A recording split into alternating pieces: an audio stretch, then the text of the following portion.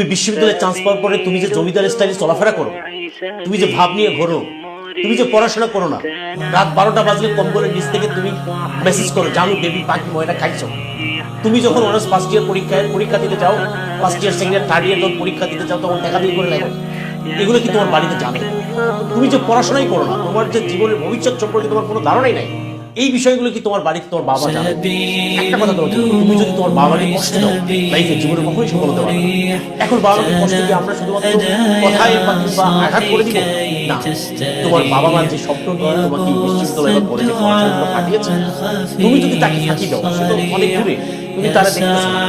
তুমি এখন স্বাধীন, তুমি বলছো জীবনে অনেক স্বাধীনতা চাইছিলাম, আজকে স্বাধীনতা পাইছে। এই 4টা বছর পড়াশোনা বাদ দিয়ে শুধুমাত্র আর যত প্রেম আছে তোমার পার্ট টাইম ফুল টাইম মাসিক বাৎসরিক যত প্রেম আছে, বাংলাদেশে এখন 26,70,000 বেকার রিজার্ভ।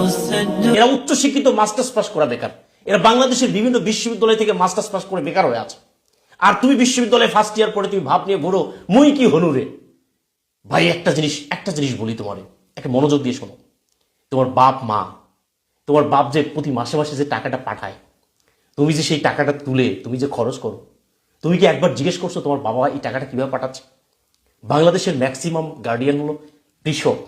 1 মণ ধান 6 মাস পরিশ্রম করে ধান আবাদ করে 1 মণ ধান বিক্রি করে, 1 মণ ধানের দাম কয় টাকা চিন্তা করো।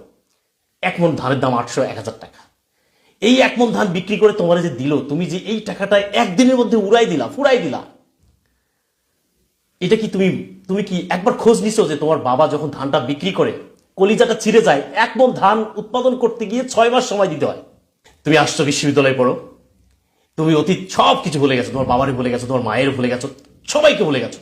তোমার একটা কথা বলি, তুমি যে এই যে সারাদিন ওর সাথে অপ্রয়োজনীয় কথা বলো, ঘন্টার পর ঘন্টা কথা বলো, তুমি কি তোমার বাপকে কখনো 5 মিনিট ফোন দিয়ে কথা বলেছো? তোমার মায়ের সাথে কি তোমার 2 মিনিট কথা হয়?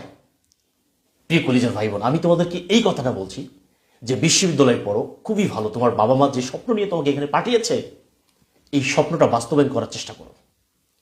বাবা মায়ের স্বপ্ন হলো, বাবা মা কিন্তু তোমার কাছে টাকা পয়সা চায় না, তুমি চাকরি করে তাকে খাওয়াবে, কোনো বাপ মা এটা চায় না। জাস্ট তুমি ভালো থাকবে, তোমার বাবা মা প্রাউড করে বলতে পারো যে আমার ছেলেটা চাকরি করে, আমার ছেলেটা প্রতিষ্ঠিত, আমার ছেলেটা এই করে সেই করে। এই যে গৌরব, এই গর্ব প্রত্যেকটা বাবা মা চায় যে আমার ছেলেটা একটা পরিচয় দিতে পারুক। কিন্তু ভাই বিশ্বাস করো, বাংলাদেশে তুমি বিশ্ববিদ্যালয়ে পড়াশোনা করার পরে তোমার যে চাকরির নিশ্চয়তা, এটি কোনো বিশ্ববিদ্যালয়ে দিতে পারবে না। প্লিজ এই সময়গুলো নষ্ট করো না। পরোক্ষ বা প্রত্যক্ষ যেভাবেই হোক বাপ মাকে কষ্ট দিও না। কারণ বাবা মা যে কষ্ট করে টাকাটা পাঠায়, এটা যদি তুমি নিজে কখনো ইনকাম করতে চাইতা, তাহলে